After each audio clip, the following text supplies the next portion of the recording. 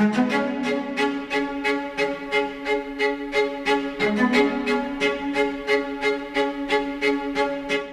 1er et le 2 février s'est tenue à Rabat la réunion de haut niveau entre le gouvernement espagnol et le gouvernement marocain en vue de mettre en place les termes de l'accord qui s'est préparé depuis le 7 avril 2022, date où le gouvernement espagnol a adressé une lettre à Sa Majesté le Roi faisant état de sa reconnaissance du processus d'autonomie tel que proposé par le Maroc comme solution au problème des provinces méridionales marocaines. C'est une réunion qui a été attendue, très bien préparée et qui, pour les Espagnols, constituait un élément majeur de leur politique étrangère, le gouvernement espagnol, parce qu'ils étaient fortement préoccupés par leurs relations avec le Maroc. Le Maroc a bien sûr eu une attitude ferme à l'égard du gouvernement espagnol qui a donné ses fruits et qui traduit une nouvelle optique de notre diplomatie, un nouveau paradigme de notre diplomatie qui était en fait la continuation d'une politique qui est là depuis des siècles, à savoir un traitement d'égal à égal avec les puissances européennes. Nous allons essayer de poser 2 ou 3 questions à laquelle nous nous attelons à répondre, à savoir quelles ont été encore une fois les motivations du changement d'attitude de la diplomatie espagnole, qu'est-ce qu'ils attendent de ce changement d'attitude et, au-delà de ça, essayer de voir dans le dossier principal qui préoccupe les 2 parties, à savoir les relations économiques futures, comment peuvent se positionner ces relations, que peut donner le système productif espagnol, le tissu économique espagnol, et que peut attendre un système productif marocain de sa collaboration avec l'Espagne. Avant de rentrer dans les détails, revenons aux motivations de la diplomatie espagnole. Nous avons déjà eu l'occasion de le dire.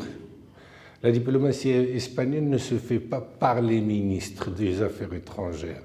La diplomatie espagnole est le fruit d'une concertation d'un certain nombre de think tanks, de groupes de travail, composés de militaires, de diplomates de carrière, du monde du renseignement, de journalistes et d'universitaires qui, au-delà des partis politiques qui occupent le poste du ministère des Affaires étrangères, réfléchissent à l'Espagne, son devenir et sa position.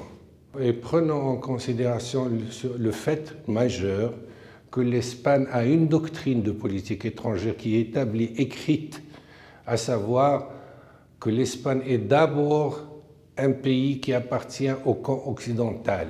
C'est un pays atlantiste.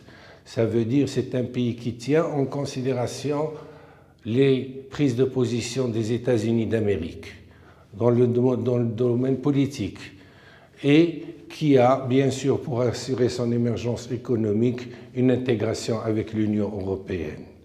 Cette double logique, à la fois amitié à l'égard des États-Unis d'Amérique, vision atlantiste, parce que l'Espagne se positionne comme force moyenne en Europe, elle a besoin de l'appui des États-Unis d'Amérique, l'appui politique et l'appui militaire, dans le cadre de l'OTAN, et aussi une relation suivie et importante avec l'Union européenne. 60% des échanges économiques de l'Espagne se font avec l'Union européenne. C'est voir le poids de cette union. Mais n'empêche qu'au niveau de la diplomatie, elle tient compte d'abord et principalement de la position des États-Unis d'Amérique. Cela a été historiquement établi à travers l'intervention avec eux en Irak, à travers récemment l'appui qu'ils apportent à l'Ukraine. L'Espagne est principalement atlantiste. Bien sûr, elle est atlantiste, mais elle prend en considération ses contraintes régionales, et notamment son voisinage avec le Maroc. voisinage avec le Maroc, il offre pour elle un intérêt aussi très important dans la mesure où il conditionne des relations économiques importantes. Le Maroc est troisième partenaire en dehors de l'Union européenne après les États-Unis d'Amérique, la Grande-Bretagne. Il vient en troisième position en termes d'échanges commerciaux. Le Maroc aussi joue un rôle important dans la stabilité dans la Méditerranée occidentale et il joue un rôle important dans les flux migratoires ou le contrôle des flux migratoires et de la sécurité et le terrorisme. Tout ça, l'Espagne est bien obligée de le prendre en considération. Et ce qui a motivé, disons-le franchement, et encouragé beaucoup l'Espagne dans sa nouvelle prise de position. Je parle de l'Espagne en tant que groupe de réflexion. Ce n'est pas une décision prise par le gouvernement Sánchez, c'est une décision qui a été prise par, comme je l'ai dit, un groupe de réflexion, ce que d'aucuns appellent l'État profond, c'est-à-dire un certain nombre d'intellectuels, de militaires et de diplomates qui réfléchissent à l'avenir de l'Espagne et qui ont décidé de joindre ou rejoindre les États-Unis d'Amérique dans leur position à l'égard du Sahara. Ce n'est pas une reconnaissance de souveraineté, mais comme si, d'après les déclarations même récentes du Premier ministre. La situation est pour nous relativement bonne dans la mesure où nous sommes arrivés à convaincre nos amis espagnols de la légitimité, s'il y avait lieu de convaincre, de la légitimité de notre cause nationale. Nous sommes disposés à collaborer de manière importante au niveau de la sécurité et au niveau du contrôle des flux migratoires. Parce que l'Espagne est inquiète des flux migratoires, mais en même temps, elle a besoin d'immigration. L'Espagne a un problème majeur aussi, c'est celui de la baisse tendancielle de la démographie. Aujourd'hui, elle est à 47 millions, 2 ou 3 en termes de population. Elle ne sera qu'à 50 millions au mieux à l'horizon 2050. Il n'y a même pratiquement pas de remplacement au niveau de la population espagnole. Et elle a besoin de main-d'œuvre pour pouvoir faire fonctionner sa machine économique.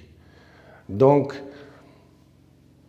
position atlantiste, crainte de l'immigration, crainte sécuritaire, mais aussi ambition de développer avec le Maroc de nouvelles relations beaucoup plus importantes et beaucoup plus intenses dans le futur. Déjà à la fin du XXe siècle, le même think tank s'était réuni et avait demandé instamment au gouvernement espagnol en place et au futur gouvernement qui allait venir de préparer la possibilité de remplacer la France comme premier partenaire au Maroc. Ce fut le cas en 2012. L'Espagne a pris la première position en termes d'échanges commerciaux. C'est devenu notre premier partenaire commercial, bien que la France maintienne sa position de premier partenaire économique, c'est-à-dire l'alliance entre les échanges commerciaux et les investissements. Premier partenaire commercial, et il y a eu des avancées substantielles de l'Espagne en termes d'échanges économiques et en termes d'investissement. C'est le troisième investisseur au Maroc, avec quand même un stock d'investissement de l'ordre de 6 milliards d'euros. Alors, posons la question maintenant, est-ce que l'économie espagnole a-t-elle les moyens de supplanter de manière définitive la présence française au Maroc? Et telle est la question qui semble les préoccuper. L'analyse fine des deux systèmes productifs, l'état d'avancement technologique de la France, nous fait dire qu'il semble très improbable que l'Espagne puisse avoir une avancée déterminante par rapport à la France dans beaucoup de secteurs. Mais n'empêche qu'il y a beaucoup de choses à faire entre l'Espagne et le Maroc, au vu de l'état d'avancement technologique et des exigences technologiques du système productif marocain. C'est un système qui est demandeur jusqu'à présent de technologie moyenne dont dispose l'Espagne, pas de technologie de pointe dont elle ne dispose pas, de technologie moyenne. Et il a les moyens aussi d'offrir à l'Espagne, au-delà de ce qui se fait actuellement, d'autres projets de développement qui semblent se dessiner. Je ne reviendrai pas sur l'état actuel des échanges, mais pour le futur, l'Espagne peut être très présente dans tout ce qui est construction de l'écosystème des chemins de fer que souhaite construire le Maroc. Il est prévu un investissement substantiel de l'ordre de 40 milliards de dollars, 400 milliards de dirhams pour construire cet écosystème qui va répondre aux besoins futurs importants du Maroc et peut-être ouvrir des perspectives d'export sur d'autres pays.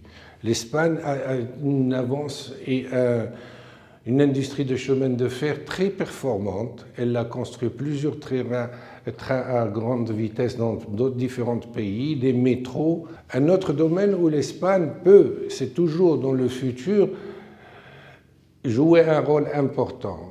Il y a une réflexion qui commence à se développer en Europe de considérer au-delà du déficit hydrique que connaît le Maroc comme futur verger de l'Europe. Comment? Tout simplement en alliant deux technologies que l'Espagne maîtrise bien, le dessalement de l'eau de mer et l'agriculture sur les côtes. C'est un élément important. Il y a eu déjà des Européens qui ont fait des expériences au Maroc avec ce système et les résultats sont probants. L'Espagne veut jouer aussi un rôle important et pour elle, l'agriculture, qui est un domaine important, compte. Elle peut être aussi un partenaire important, non pas uniquement dans l'achat et l'échange de produits agricoles, mais un partenaire qui peut nous aider dans la valorisation, transformation et enrichissement de nos produits agricoles. Elle a un secteur agroalimentaire important qu'elle exporte vers l'Europe, vers ses partenaires européens. Elle est aussi richement dotée dans le secteur automobile. Nous importons beaucoup de pièces de rechange automobile de l'Espagne, de pièces tout simplement pour l'assemblage automobile de l'Espagne. L'Espagne, quand même, est un pays qui produit 2 millions de véhicules par an, alors que nous nous situons autour de 600, 700 000 véhicules par an. Nous sommes encore loin. Nous ne sommes pas en compétition, nous sommes en complémentarité et nous pouvons développer des complémentarités et construire ensemble de belles choses dans le futur, que ce soit dans le domaine automobile ou dans l'aéronautique. Il y a plusieurs secteurs que nous pouvons aussi dire, pointer du doigt. Il y a une avancée certaine et beaucoup de maîtrise dans le domaine de la logistique transport dans l'économie espagnole. C'est la deuxième en Europe, mais la première en termes portuaires. Donc, il y a la possibilité de travailler ensemble et de développer des choses ensemble. Cela nous permet de dire que, et c'est à la lecture de ce qui a été écrit ces derniers jours, que politiquement, économiquement et même culturellement, les perspectives sont bonnes avec l'Espagne. C'est un petit clin d'œil aux voisins qui sont au nord de l'Espagne, qui voient quand même que le Maroc a quelque chose à fournir au-delà d'un discours sécuritaire et un discours de maîtrise des flux migratoires. Nous sommes une économie qui émerge, qui est en attente d'intégration avec d'autres économies plus puissantes, et nous sommes même dans la capacité d'offrir de nouveaux métiers mondiaux comme installation et d'offrir aussi la création de nouveaux écosystèmes. Et il y a maintenant les instruments financiers, notamment le fonds Mohamed VI, qui est là pour essayer de mettre en avant ces nouveaux écosystèmes. Le Maroc, construit sa prospérité, il veut la construire avec les autres parce que les exigences d'émergence font qu'il est demandeur d'intégration à des ensembles plus importants dans cette situation de post-mondialisation. Il est aussi un élément qu'il faut retenir de ce développement spectaculaire de nos relations avec l'Espagne, c'est l'intérêt que nous devons porter au-delà de la France et de l'Espagne aux pays qui ont une certaine sensibilité atlantiste. Je pense notamment à la Grande-Bretagne et à d'autres pays proches des politiques des États-Unis d'Amérique. Notre diplomatie devrait multiplier les efforts pour rapprocher ces pays à notre point de vue et obtenir leur soutien. Donc, la leçon espagnole est intéressante, elle est importante pour nous, et elle ouvre de nouvelles perspectives dans une situation du monde où effectivement il y a des tensions. Le Maroc, petit à petit, ferait son chemin dans le souci de vivre dans un environnement de sérénité, de prospérité et de paix en Méditerranée occidentale.